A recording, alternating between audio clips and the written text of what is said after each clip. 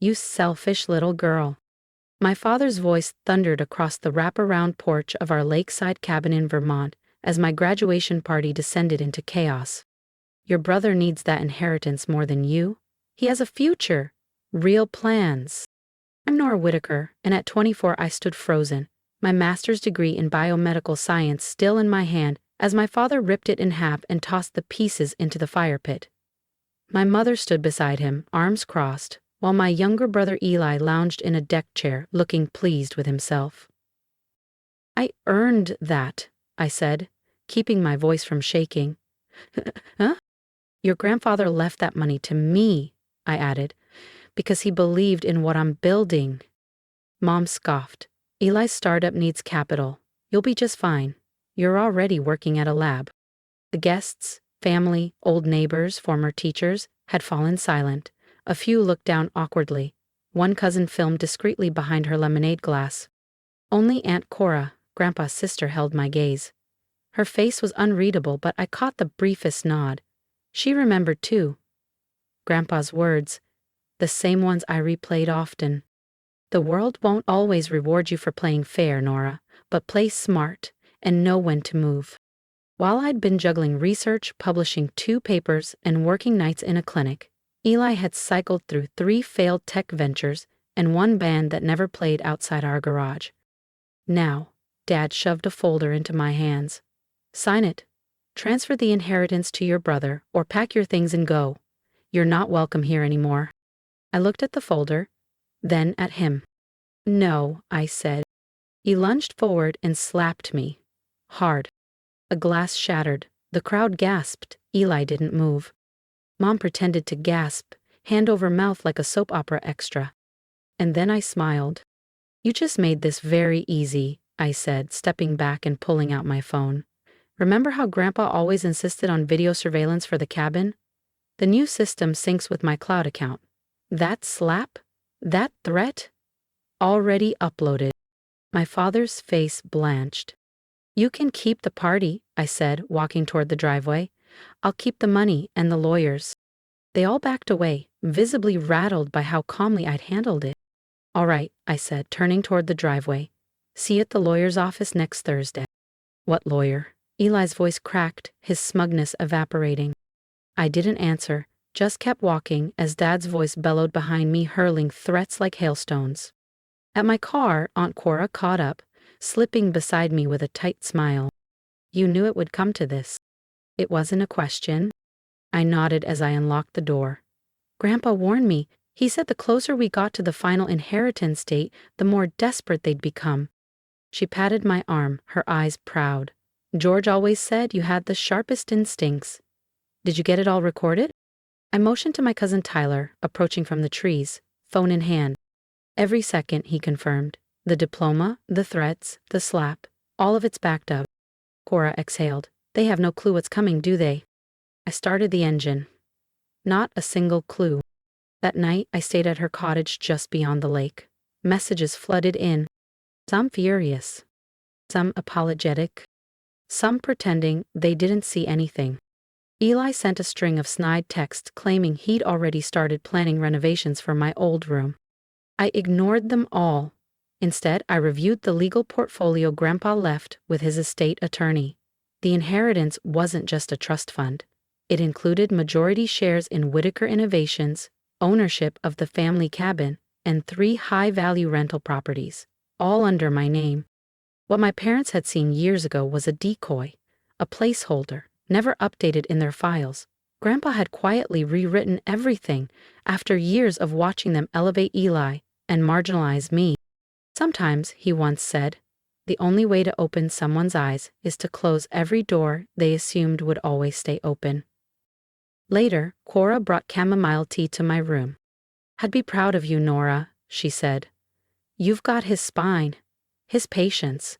You waited for your moment. I nodded slowly. The right moment. That's what he taught me. The week leading to the family meeting crawled by. My father's messages turned darker, threats of lawsuits, accusations of betrayal. My mother tried guilt instead. You're tearing this family apart, she wrote. Eli is devastated. Do the right thing. But I already was. And when that conference room door opened the following Thursday, I was ready to do what Grandpa had prepared me for all along: hold the line and claim what was mine.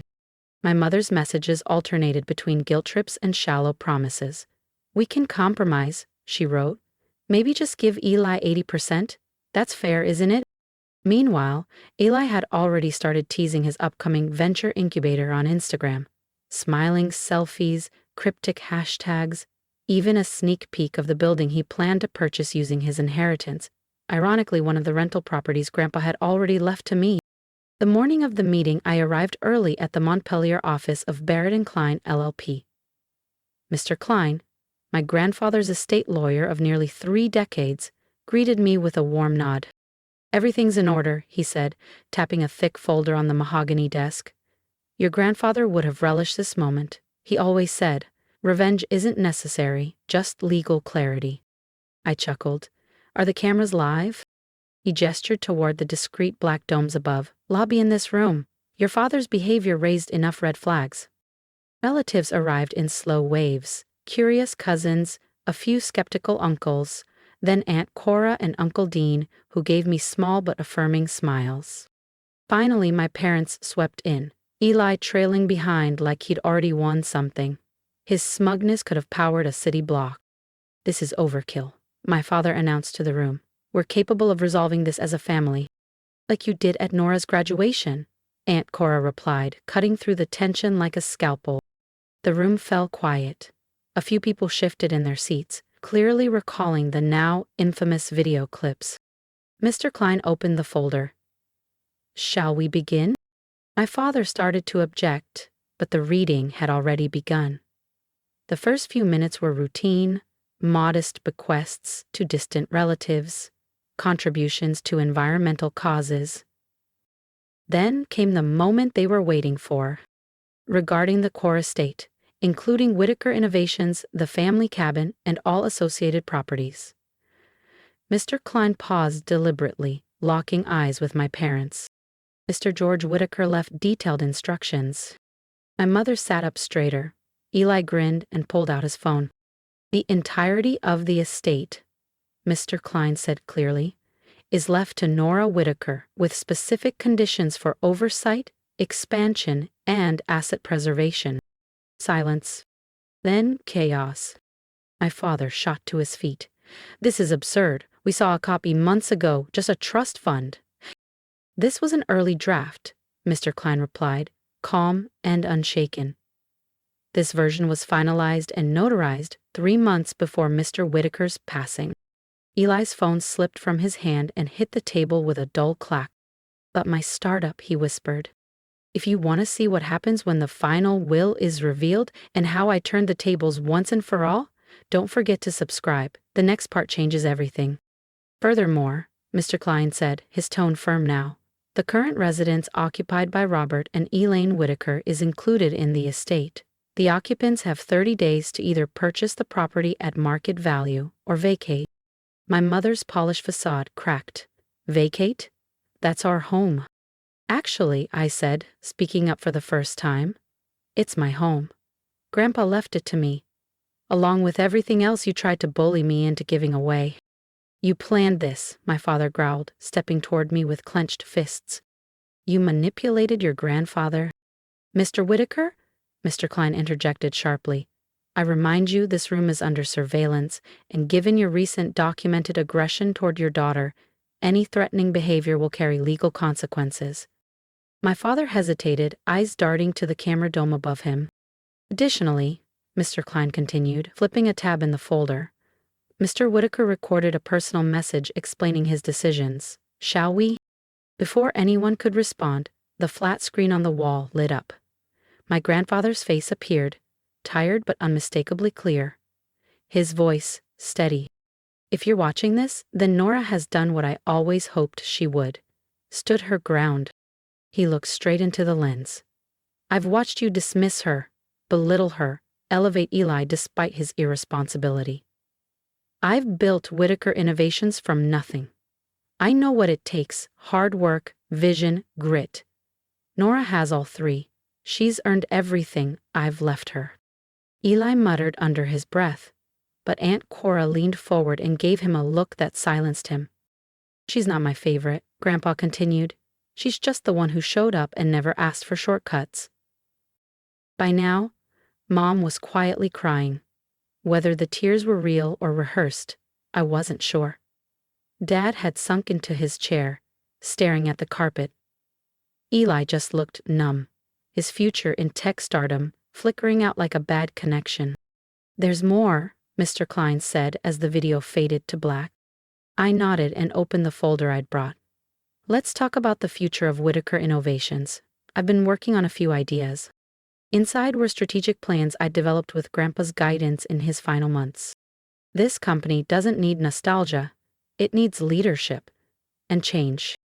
I looked up, calm but resolved. My degree may be gone, but my vision isn't. Our tech is outdated, our operations are bloated, and employee morale is at rock bottom. "You can't just barge in and change everything," my father exploded. "You've run this company for 20 years, into the ground," I replied, sliding a stack of quarterly reports across the table. "We've lost market share 5 years straight. Turnover's at 60%, and 3 of our largest contracts? They're not renewing." Aunt Cora flipped through one of the reports and shook her head. "George tried to warn you, Robert. You just wouldn't listen." I kept going. "The first change, the executive board. Effective immediately, I'm replacing half of the current directors with professionals who actually understand this industry, people with experience, not just family ties or golf memberships." My father's face turned crimson. For years, he'd filled the board with his weekend poker friends and Eli's college roommates. "Second," I said, flipping to another page, "we're enacting the employee profit-sharing plan Grandpa designed before you shelved it. Everyone from janitorial to engineering gets a stake in the success they help build." "You'll bankrupt us," my mother cried out. Mr. Klein calmly passed around a new set of documents. "Actually, projections show this could double company profits within 18 months. I turned to Eli, who had been silent the entire meeting. "You wanted to start a venture studio? Fine. We're launching an internal entrepreneurship program next quarter. If you submit a real business plan and complete a certification, you can pitch alongside other candidates." For the first time ever, he didn't sneer. "You're giving me a chance?" "I'm giving you an opportunity to earn something," I corrected. "That's more than you ever offered me." My father pushed back from the table, voice raw. "You can't do this. I won't let you destroy my legacy." I laughed, quietly but unmistakably. "Dad," I said, "look around. You're sitting in a dying business, in an office you no longer own, threatening the person who now decides your salary. What legacy?" His bravado collapsed. He sank into his chair, stunned. "Now," I said, pulling out one last envelope, "let's talk about your new roles." My mother leaned forward, probably expecting a dignified title or severance package. Instead, I handed each of them a contract. "You can stay, under my leadership, starting in entry-level roles. Learn the company from the ground up, like I did, during summers while Eli backpacked across Europe on your credit card." "Entry-level?" my mother gasped. I nodded. "And yes, your lifestyle will need adjustment." Adjustment. I closed the folder. "The company estate will be sold to fund our modernization project. As for you two, you have 3 options. Accept the rules I've offered. Buy the house at market value, or start packing." The silence was thunderous. Around the table, relatives sat stunned, some outraged, some quietly impressed. Aunt Cora didn't bother hiding her smile. "I'll do it," a voice said suddenly. Everyone turned. Eli stood, his expression more serious than I'd ever seen. "The internal entrepreneurship program," he clarified. "I want in. I've already started drafting my business plan." I nodded slowly, noting something new in his eyes. Not entitlement, resolve. Maybe it was the first time he'd wanted to earn something. "You've got until the end of the week," I said. "After that, the open positions go public." As people began to file out of the conference room, some whispering, some quiet, Aunt Cora lingered behind. "Your grandfather would be proud of you," she said, pulling me into a hug. You showed mercy, but not weakness. I smiled. He taught me that revenge doesn't always mean destruction. Sometimes, the greatest justice is letting people face their own failures and learn from them. 3 months later, Whitaker Innovations was in the midst of a transformation. My father, after 2 tense weeks, accepted the quality control role. Surprisingly, he excelled. He reconnected with the factory floor, rediscovering a pride in detail and discipline that he hadn't felt in decades. Grandpa had started him there once too. My mother didn't take a position. Instead, she moved into a modest house closer to town, within budget, without staff. Aunt Cora calls it character building. I call it long overdue. But the biggest surprise was Eli. He completed his startup certification faster than anyone expected. He pitched a wellness tech initiative that earned pilot funding, and now he works harder than I've ever seen. Last week, he thanked me for not giving him the easy way out. Employee morale has skyrocketed since launching the profit-sharing plan. Turnover is down, applications are up, our newly upgraded systems have attracted 2 major new contracts, and the company's stock has surged by 30%. In quiet moments, I sit in what used to be my father's office, now mine. On the desk is a photo of Grandpa. "Stay sharp, little fox," he used to say. He taught me that leadership isn't about domination or obedience. It's about vision, patience, and knowing exactly when to strike and when to show grace. Next to his photo, I keep a small lacquered box. Inside are the ashes of my burned diploma, not as a reminder of what I lost, but as a symbol of rebirth. Because sometimes the best revenge isn't about breaking things down. It's about building something stronger in their place. If you've made it this far, thank you for witnessing my journey. It wasn't just about reclaiming an inheritance or reshaping a company. It was about reclaiming myself. Every comment you leave, every word of support, reminds me that quiet strength still matters in this world. So if this story resonated with you, if you've ever been overlooked, underestimated, or told to stay small, I'd love to hear your thoughts in the comments. What would you have done in my shoes? Would you have shown mercy? Would you have walked away? Or would you have fought for the future like I did? Your voice matters here. And if you believe that patience, integrity, and purpose still belong in leadership, please subscribe to this channel. There's more ahead, and I want you right there with me. Because this isn't just my story. It's for every person who was told they weren't enough, until they became more than anyone expected. If I've learned anything from all this, it's this. You don't need to scream to be powerful. You don't need to fight dirty to win. Sometimes the quietest moves are the ones that shake everything. So take your time, make your plan, let the world underestimate you, then surprise it with everything you've built when they weren't looking. Because that's what Grandpa taught me. True power isn't about revenge. It's about building something better.